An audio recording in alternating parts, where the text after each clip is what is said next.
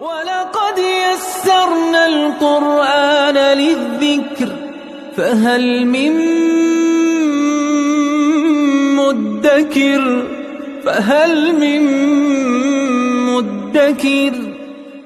اعوذ باللہ من الشیطان الرجیم بسم اللہ الرحمن الرحیم الحمد للہ رب العالمین وصلی اللہ علی سیدنا و نبینا بالقاسم المصطفى محمد وعلى آلہ الطیبین الطاہرین المعصومین اما بعد اعوذ باللہ من الشیطان الرجیم لقد كفر الذين قالوا ان الله هو المسيح ابن مريم قل فمن يملك من الله شيئا إن أراد أن يهلك المسيح ابن مريم وأمه ومن في الأرض جميعا ولله ملك السماوات والأرض وما بينهما يخلق ما يشاء والله على كل شيء قدير صدق اللہ العلی العظیم۔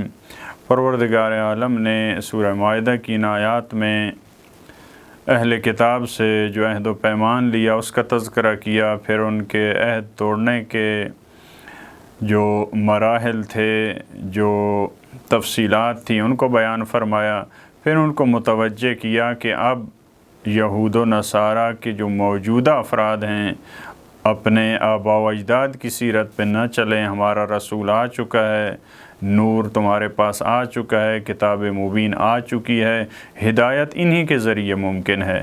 اگر آپ صراط مستقیم پہ چلنا چاہتے ہیں تو رسول خدا کے دامن کو تھامنا ہوگا، قرآن کی طرف رجوع کرنا ہوگا، لہٰذا ان کی طرف آپ رجوع کریں تب آپ ہدایت کے راستے پہ ہیں۔ اس کے بعد ایک تفصیل کے ساتھ، کیونکہ پہلے اشارہ کیا تھا جو نصارہ نے پروردگار کے ساتھ عہد کیا اس کو توڑا، اب اس کی تفصیل پروردگار عالم نے بیان فرمائی ہے کہ کیسے انہوں نے، جیسا کہ پہلے یہودیوں کے بارے میں تھا، انہوں نے کیسے اللہ کے ساتھ کیے ہوئے عہد کو توڑا اور ان کو کیا سزا ملی۔ تو عیسائیوں کے نقض عہد کا سب سے بڑا جو مرحلہ تھا، جو توحید کے بارے میں انسان کی فطرت کا عہد ہوتا ہے، اس کو توڑا ہے۔ اللہ کے بارے میں اور توحید کے بارے میں جو ان کا غلط نظریہ تھا اس کو بیان فرمایا۔ لقد کفر الذین قالوا، فرمایا ان لوگوں نے یقیناً کفر اختیار کیا جنہوں نے یہ کہا ان اللہ هو المسیح ابن مریم، جنہوں نے یہ کہا کہ اللہ وہی مسیح ہیں جو حضرت مریم کے بیٹے ہیں۔ حضرت عیسیٰ کے بارے میں عیسائیوں کے مختلف نظریات کی طرف یا اس نظریے کی مختلف جو تعبیریں ہیں قرآن نے اس کو بیان کی۔ ایک مرحلے میں فرمایا، یہ کہتے تھے ان اللہ ثالث ثلاثہ، اس کی پروردگار عالم نے تردید کی۔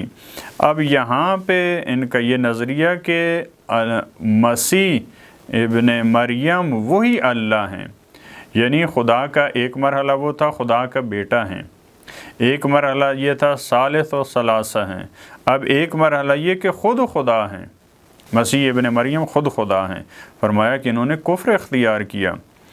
اب ان کی اس بات کو پروردگار عالم نے غلط قرار دیتے ہوئے، اس نظریے کو باطل قرار دیتے ہوئے فرمایا قل فمن یملک من اللہ شیئا، فرمایا کہہ دیجئے ان سے کون ایسا ہے جو اللہ کی طرف سے کسی چیز کا مالک ہو، خدا کے مقابلے میں کسی کے پاس ملکیت ہو، کسی کے پاس کوئی پاور ہو، کسی کے پاس ایسی توان ہو، خدا کے مقابلے میں خدا روکنا چاہے، خدا اس کو ہٹانا چاہے، خدا دنیا میں لانا چاہے، کون ایسا ہے کہ جس کے پاس توان اور طاقت ہے؟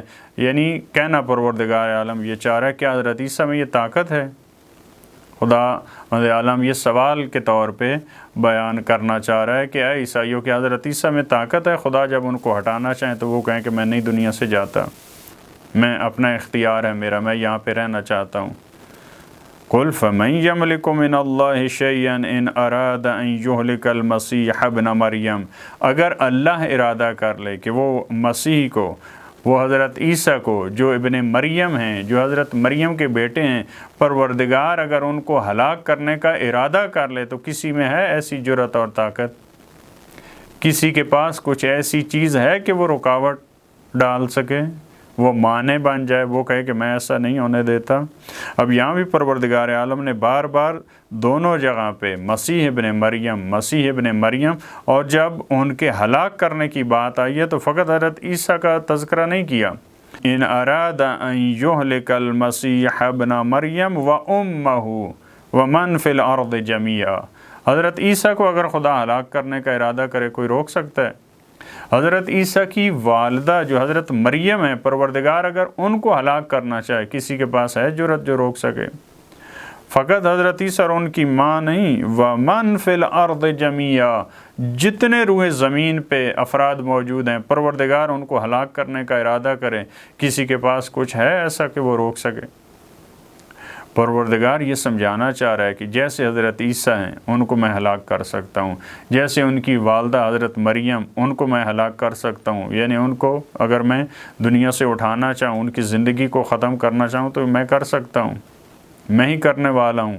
اسی طرح پوری دنیا کے افراد تو وہ بھی یہ انسان تھے، پوری دنیا والے افراد اور انسان جب ان کو میں ہلاک کر سکتا ہوں تو حضرت عیسیٰ بھی ان کی طرح ایک انسان ہے۔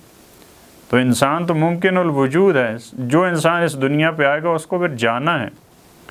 اس میں حضرت عیسیٰ، ان کی والدہ، دوسرے انسانوں میں اس حوالے سے کوئی فرق نہیں ہے۔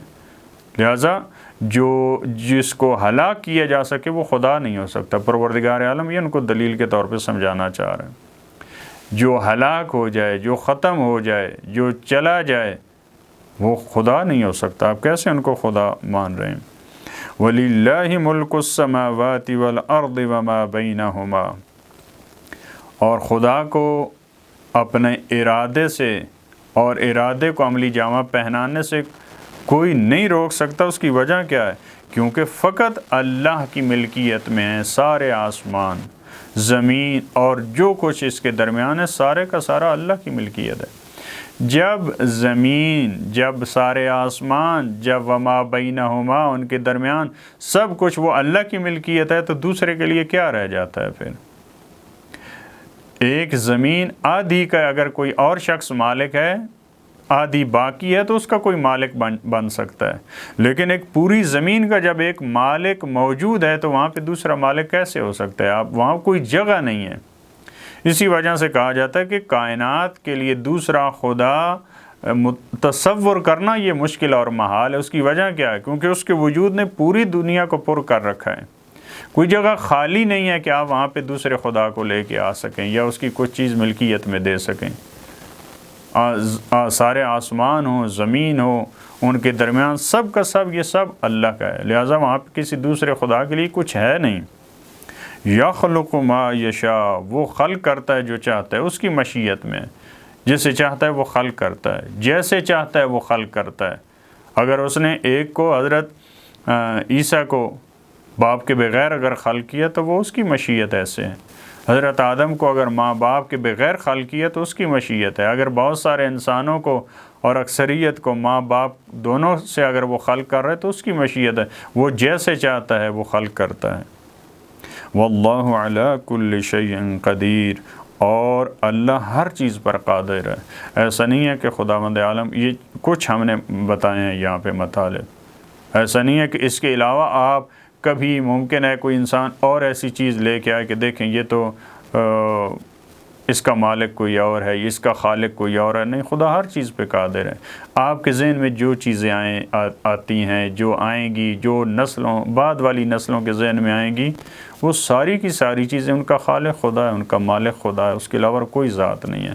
پروردگار عالم ہمیں توفیق دے ان قرآنی معارف کو ہم سمجھ سکیں، اور یہ ہم دعا کرتے ہیں اور ہمیں کوشش کرنی چاہیے قرآن کے ان پیغامات کو، جو قرآن کی ایسی آیات ہیں جو مسلمانوں کے لیے نہیں ہیں، عیسائیوں کے لیے ہیں، یہودیوں کے لیے ہیں، پروردگار ہمیں توفیق دے قرآن کے ان معارف کو، ان دلائل کو اور بینات کو ہم اہل کتاب تک صحیح انداز میں پہنچا سکیں۔ اللہم صلی علی محمد و آل محمد۔